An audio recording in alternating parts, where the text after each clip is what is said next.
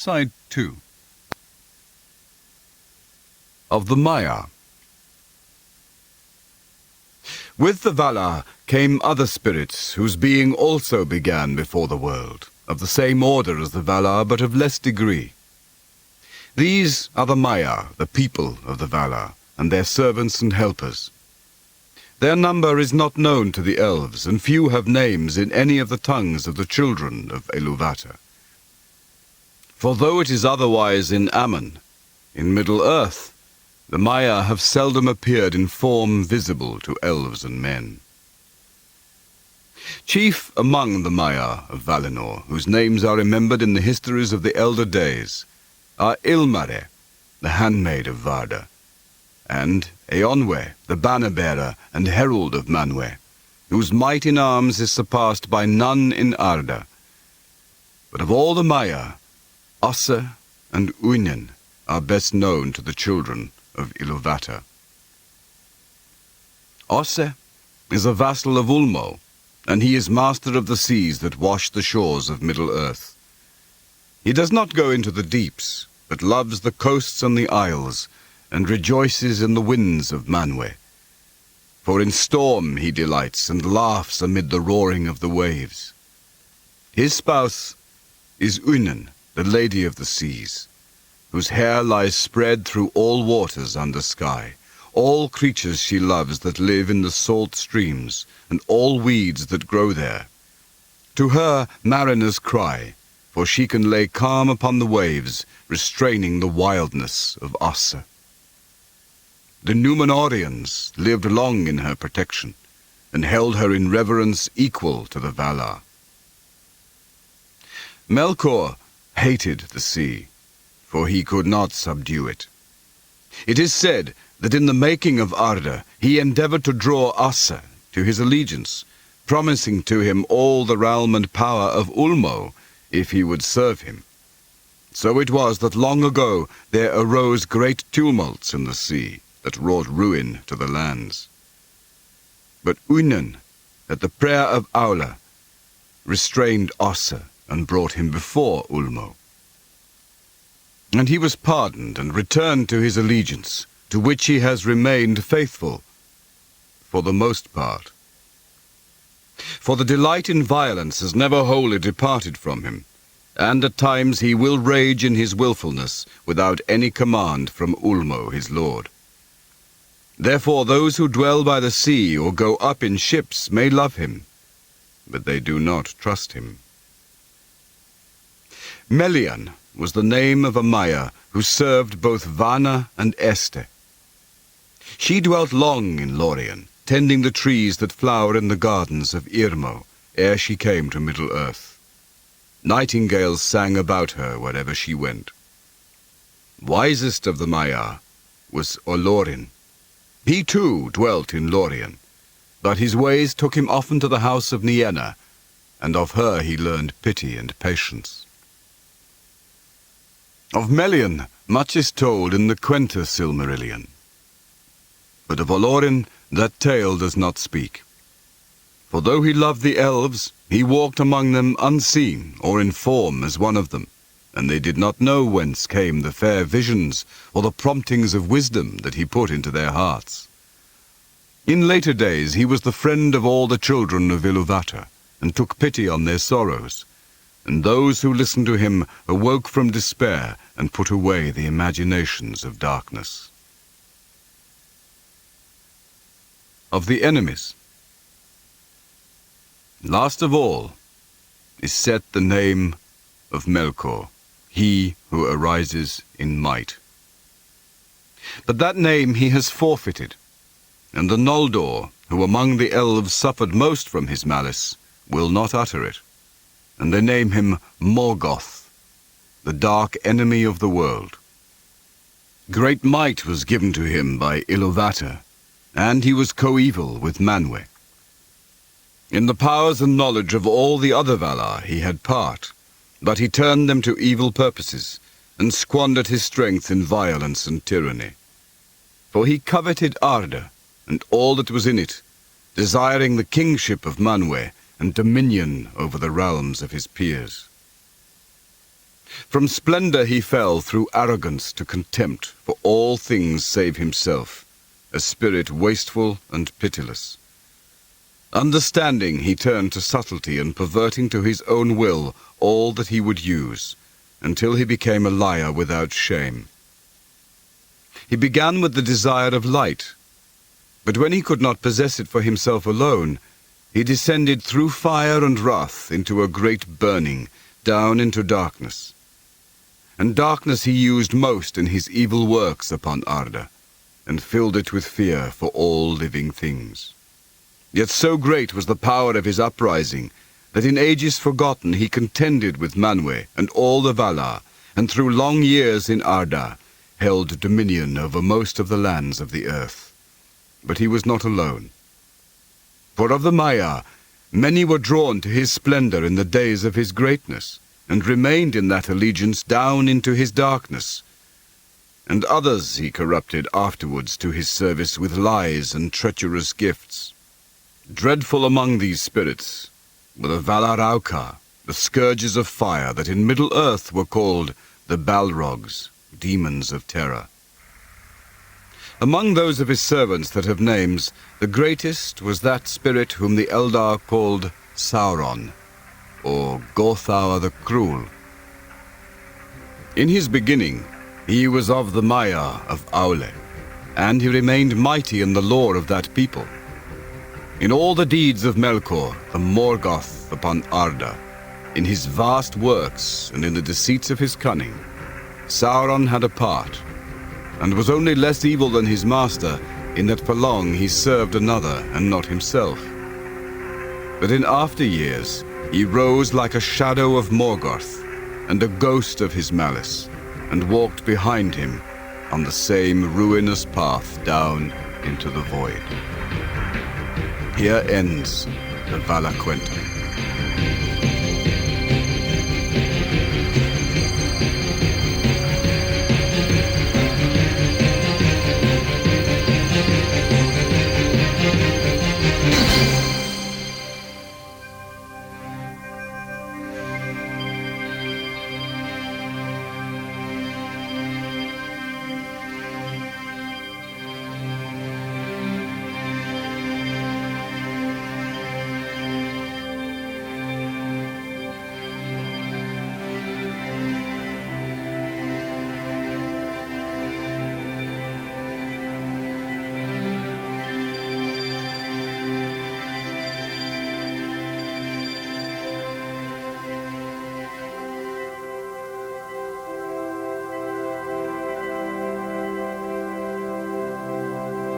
Quenta Silmarillion, the history of the Silmarils.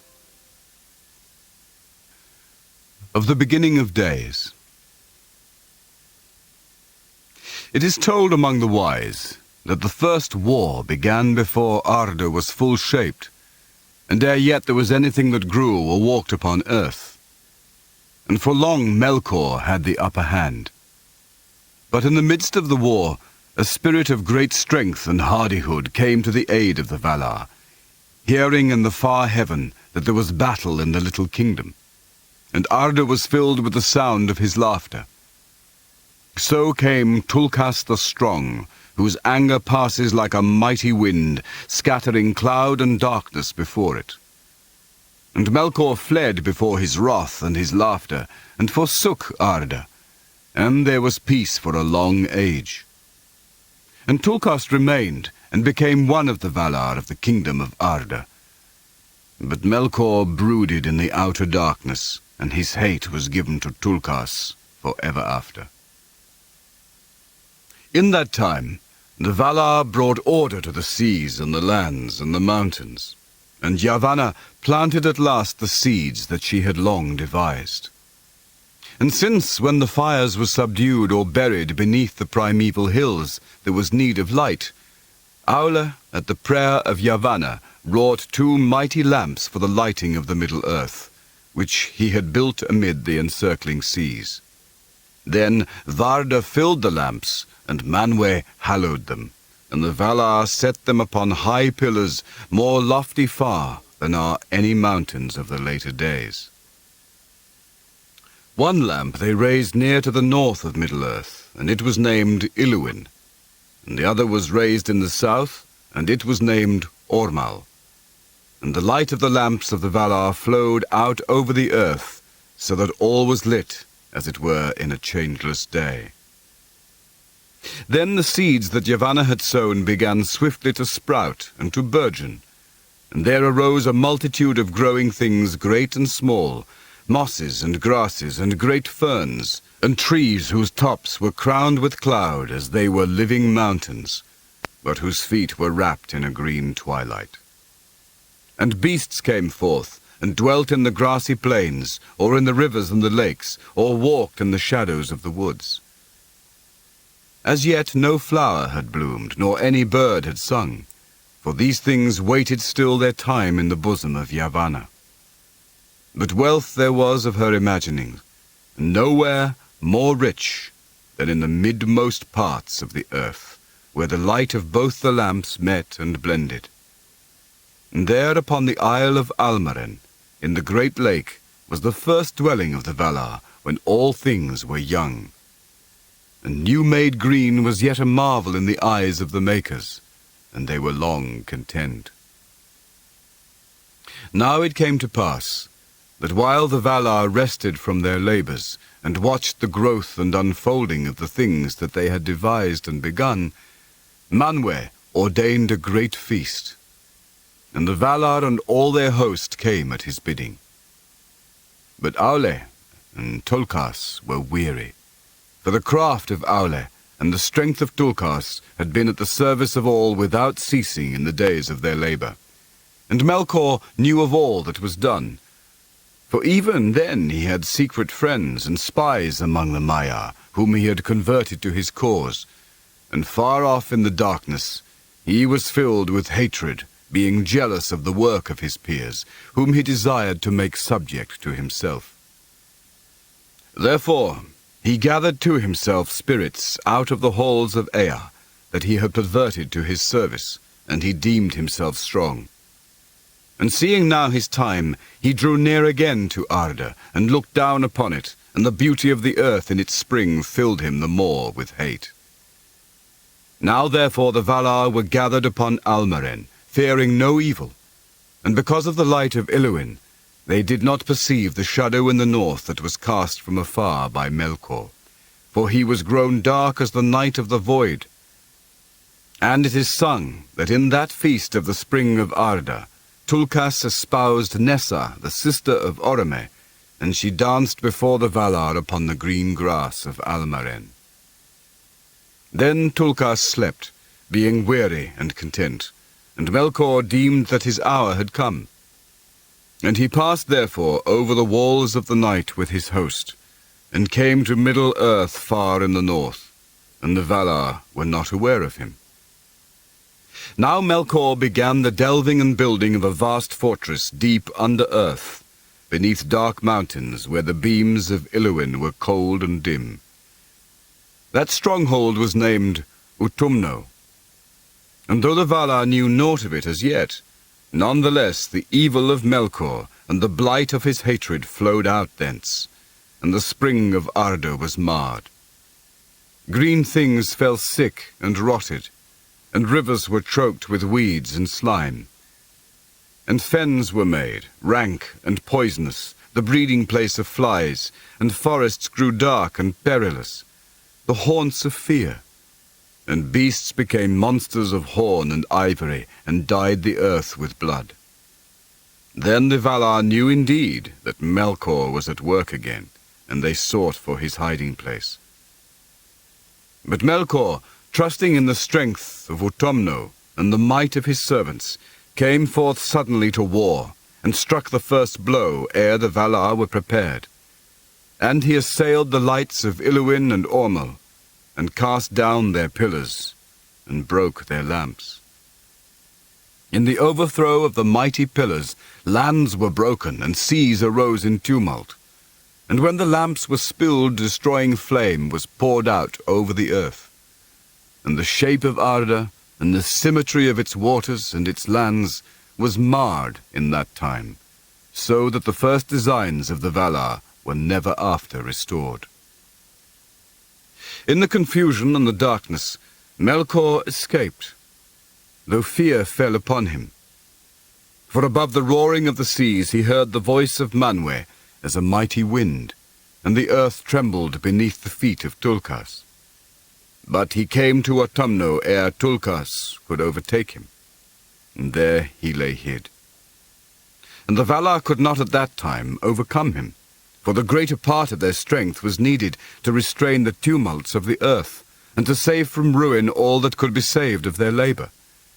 And afterwards they feared to rend the earth again, until they knew where the children of Iluvatar were dwelling, who were yet to come in a time that was hidden from the Valar.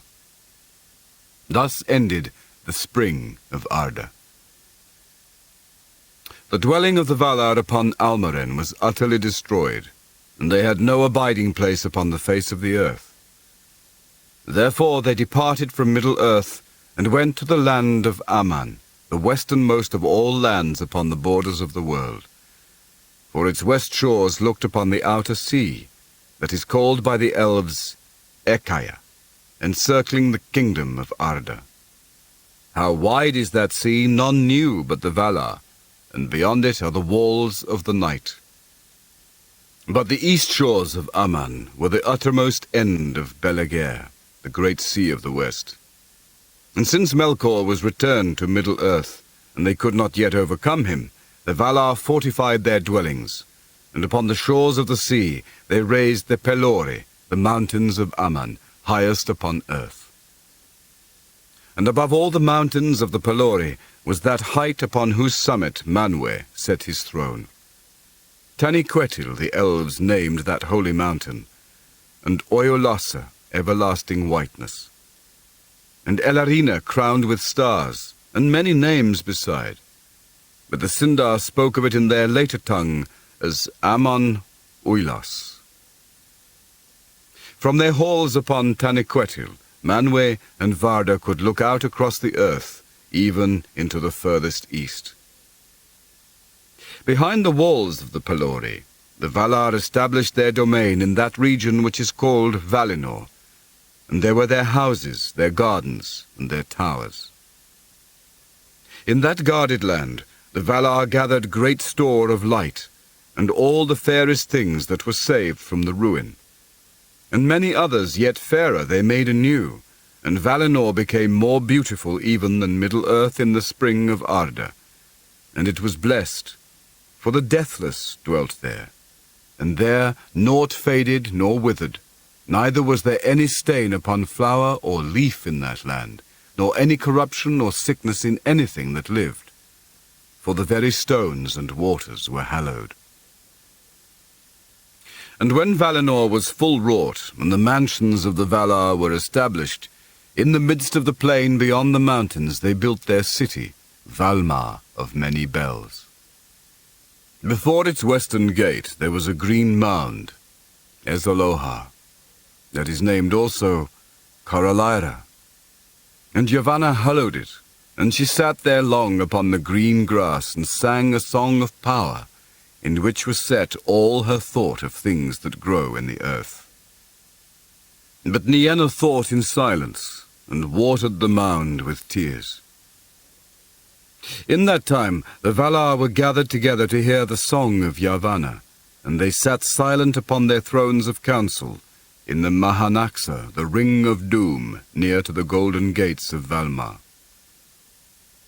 And Yavanna Kementari sang before them, and they watched. And as they watched, upon the mound there came forth two slender shoots, and silence was over all the world in that hour, nor was there any other sound save the chanting of Yavanna. Under her song the saplings grew and became fair and tall, and came to flower, and thus there awoke in the world the two trees of Valinor. Of all things which Yavanna made, they have most renown, and about their fate and all the tales of the elder days are woven. The one had leaves of dark green, that beneath were a shining silver, and from each of his countless flowers a dew of silver light was ever falling, and the earth beneath was dappled with the shadows of his fluttering leaves. The other bore leaves of a young green, like the new opened beech. Their edges were of glittering gold. Flowers swung upon her branches in clusters of yellow flame, formed each to a glowing horn that spilled a golden rain upon the ground. And from the blossom of that tree there came forth warmth and a great light. Telperion, the one was called in Valinor, and Silpion, and Ninqualote, and many other names. But Laurelin the other was, and Malinalda, and Colurian, and many names in song beside. In 7 hours the glory of each tree waxed to full and waned again to naught, and each awoke once more to life an hour before the other ceased to shine.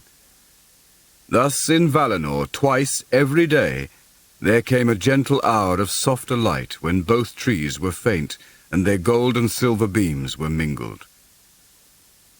Telperion was the elder of the trees and came first to full stature and to bloom.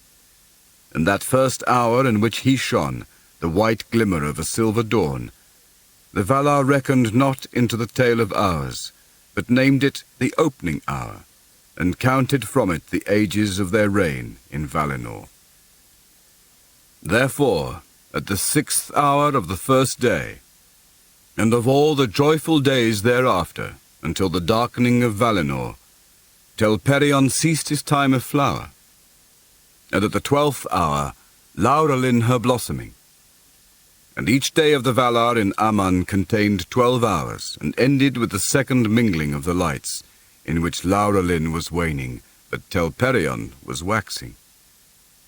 But the light that was spilled from the trees endured long, ere it was taken up into the airs, or sank down into the earth. And the dews of Telperion, and the rain that fell from Laurelin, Varda hoarded in great vats like shining lakes, that were to all the land of the Valar as wells of water and of light. Thus began the days of the bliss of Valinor, and thus began also the count of time. But as the ages drew on to the hour appointed by Iluvatar for the coming of the firstborn, Middle-earth lay in a twilight beneath the stars that Varda had wrought in the ages forgotten of her labours in Ea. And in the darkness Melkor dwelt, and still often walked abroad in many shapes of power and fear, and he wielded cold and fire from the tops of the mountains to the deep furnaces that are beneath them. And whatsoever was cruel or violent or deadly in those days is laid to his charge. From the beauty and bliss of Valinor, the Valar came seldom over the mountains to Middle-earth, but gave to the land beyond the Pelori their care and their love. And in the midst of the blessed realm were the mansions of Aule, and there he laboured long. For in the making of all things in that land he had the chief part, and he wrought there many beautiful and shapely works, both openly and in secret. Of him comes the lore and knowledge of the earth, and of all things that it contains, whether the lore of those things that make not, but seek only for the understanding of what is, or the lore of all craftsmen, the weaver, the shaper of wood, and the worker in metals, and the tiller and husbandman also, though these last and all that deal with things that grow and bear fruit must look also to the spouse of Aule, Yavanna Kementari. Aule it is who is named the friend of the Noldor, for of him they learned much in after days, and they are the most skilled of the elves, and in their own fashion according to the gifts which Iluvatar gave to them, they added much to his teaching, delighting in tongues and in scripts, and in the figures of broidery, of drawing, and of carving. The Noldor also it was who first achieved the making of gems, and the fairest of all gems were the silmarillions, and they are lost. But Manwe Sulimo, highest and holiest of the Valar, sat upon the borders of Aman, forsaking not in his thought the outer lands. For his throne was set in majesty upon the pinnacle of Taniquetil, the highest of the mountains of the world, standing upon the margin of the sea. Spirits in the shape of hawks and eagles flew ever to and from his halls. And their eyes could see to the depths of the seas and pierce the hidden caverns beneath the world.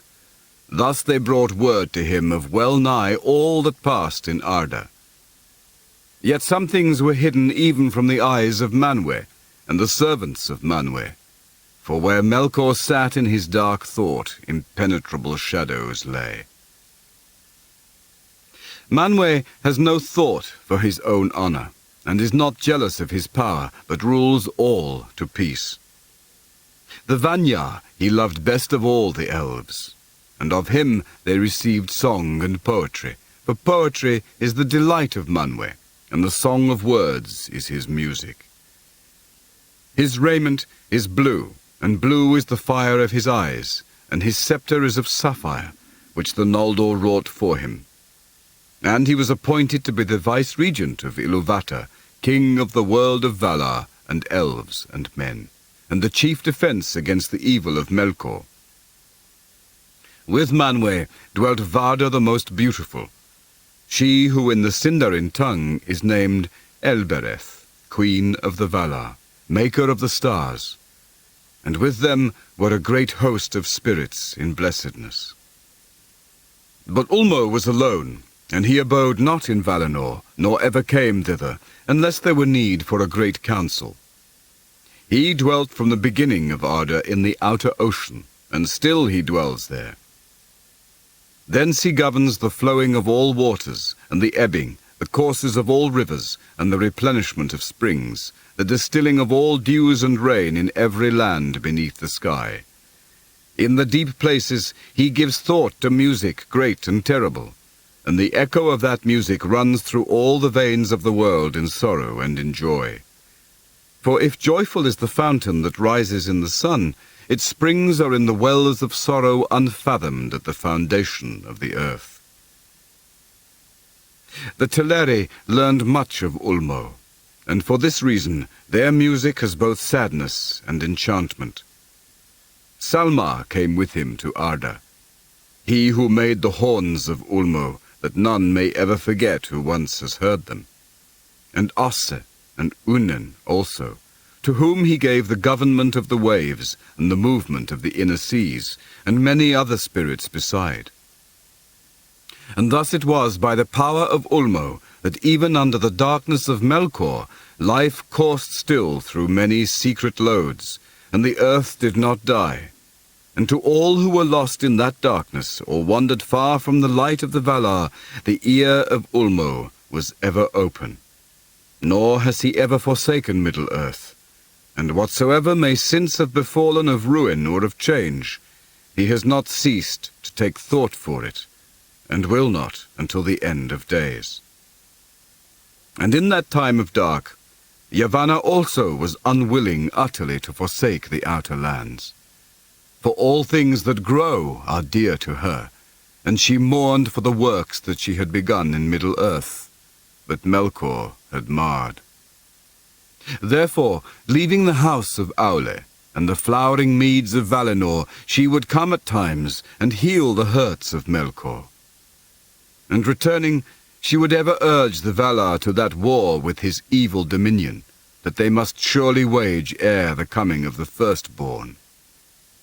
And Orome, tamer of beasts, would ride too at whiles in the darkness of the unlit forests. As a mighty hunter, he came with spear and bow, pursuing to the death the monsters and fell creatures of the kingdom of Melkor.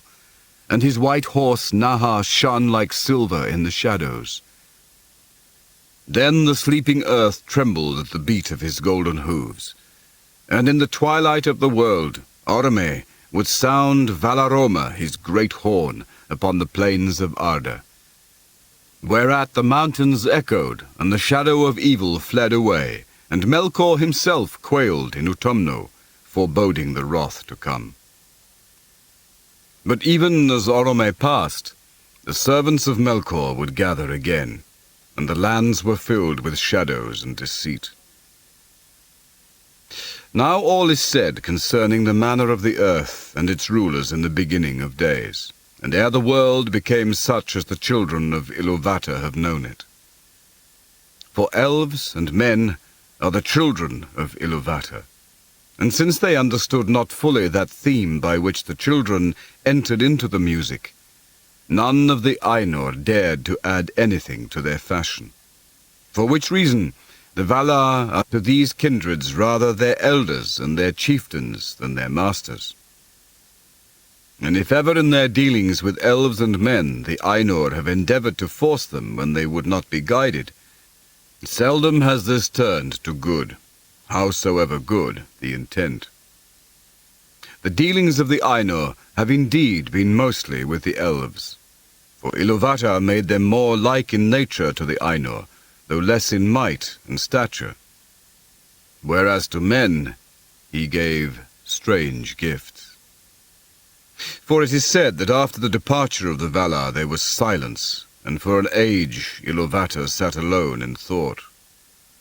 Then he spoke and said, "Behold, I love the earth, which shall be a mansion for the Quendi and the Atani.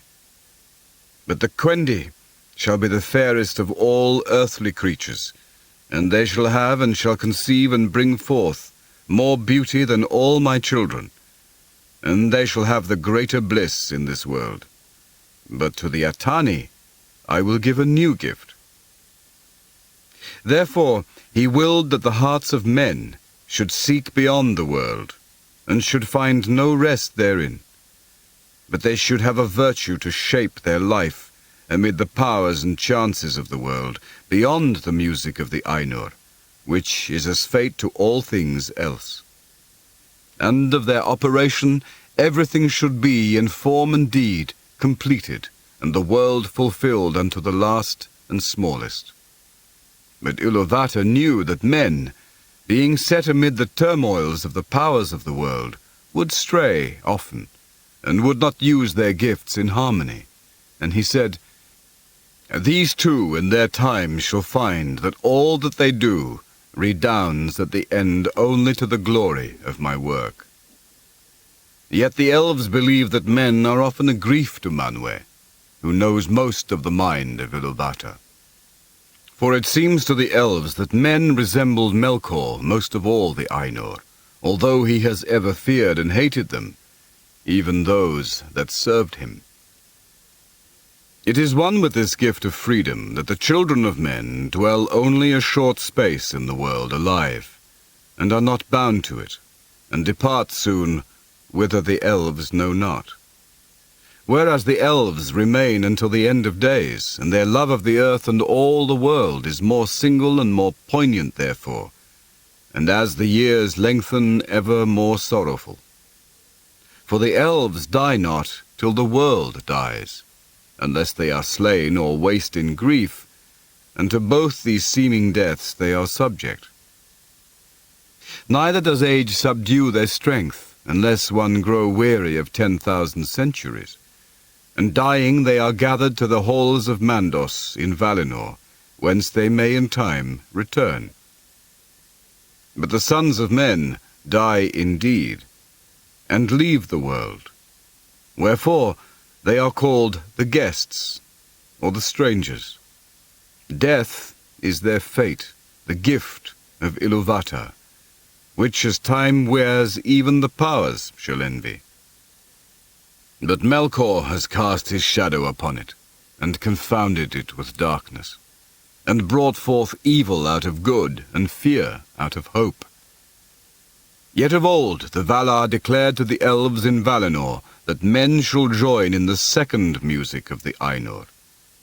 Whereas Iluvatar has not revealed what he purposes for the elves after the world's end, and Melkor has not discovered it.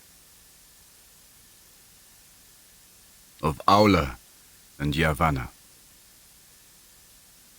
It is told that in their beginning the Dwarves were made by Aula in the darkness of Middle-earth. For so greatly did Aula desire the coming of the children, to have learners to whom he could teach his lore and his crafts, that he was unwilling to await the fulfillment of the designs of Iluvatar. And Aula made the dwarves even as they still are, because the forms of the children who were to come were unclear to his mind, and because the power of Melkor was yet over the earth. And he wished, therefore, that they should be strong and unyielding. But fearing that the other Valar might blame his work, he wrought in secret, and he made first the 7 fathers of the dwarves in a hall under the mountains in Middle-earth. Now Iluvatar knew what was done, and in the very hour that Aula's work was complete, and he was pleased, and began to instruct the dwarves in the speech that he had devised for them, Iluvatar spoke to him, and Aula heard his voice and was silent. And the voice of Iluvatar said to him, "Why hast thou done this? Why dost thou attempt a thing which thou knowest is beyond thy power and thy authority? For thou hast from me as a gift thy own being only, and no more. And therefore the creatures of thy hand and mind can live only by that being, moving when thou thinkest to move them, and if thy thought be elsewhere standing idle, is that thy desire?" Then Aula answered, "I did not desire such lordship. I desired things other than I am, to love and to teach them, so that they too might perceive the beauty of Ea, which thou hast caused to be. For it seemed to me that there is great room in Arda for many things that might rejoice in it, yet it is for the most part empty still, and dumb. And in my impatience I have fallen into folly. Yet the making of things is in my heart from my own making by thee. And the child of little understanding that makes a play of the deeds of his father may do so without thought of mockery, but because he is the son of his father. But what shall I do now, so that thou be not angry with me forever? As a child to his father, I offer to thee these things, the work of the hands which thou hast made. Do with them what thou wilt. But should I not rather destroy the work of my presumption?" Then Aula took up a great hammer to smite the dwarves, and he wept. But Iluvatar had compassion upon Aula and his desire, because of his humility. And the dwarves shrank from the hammer and were afraid, and they bowed down their heads and begged for mercy. And the voice of Iluvatar said to Aula, "Thy offer I accepted even as it was made. Dost thou not see that these things have now a life of their own and speak with their own voices? Else they would not have flinched from thy blow, nor from any command of thy will." Then Aula cast down his hammer, and was glad, and he gave thanks to Iluvatar, saying, "May Eru bless my work, and amend it." But Iluvatar spoke again, and said, "Even as I gave being to the thoughts of the Ainur at the beginning of the world, so now I have taken up thy desire, and given to it a place therein. But in no other way will I amend thy handiwork, and as thou hast made it, so shall it be. But I will not suffer this, that these should come before the firstborn of my design, nor that thy impatience should be rewarded. They shall sleep now in the darkness under stone, and shall not come forth until the firstborn have awakened upon earth. And until that time thou and they shall wait, though long it seem. But when the time comes, I will awaken them, and they shall be to thee as children, and often strife shall arise between thine and mine, the children of my adoption, and the children of my choice." Then Aula took the 7 fathers of the dwarves, and laid them to rest in far sundered places, and he returned to Valinor, and waited while the long years lengthened. Since they were to come in the days of the power of Melkor, Aula made the dwarves strong to endure. Therefore they are stone-hard, stubborn, fast in friendship and in enmity, and they suffer toil and hunger and hurt of body more hardily than all other speaking peoples. And they live long, far beyond the span of men, yet not forever. Aforetime it was held among the elves in Middle-earth that dying the dwarves returned to the earth, and the stone of which they were made. Yet that is not their own belief, for they say that Aula the Maker, whom they call Mahal, cares for them and gathers them to Mandos in halls set apart, and that he declared to their fathers of old that Iluvatar will hallow them and give them a place among the children in the end. Then their part shall be to serve Aula and to aid him in the remaking of Arda after the last battle. They say also that the 7 fathers of the dwarves return to live again in their own kin, and to bear once more their ancient names, of whom Durin was the most renowned in after ages, father of that kindred most friendly to the elves, whose mansions were at Khazad-dûm.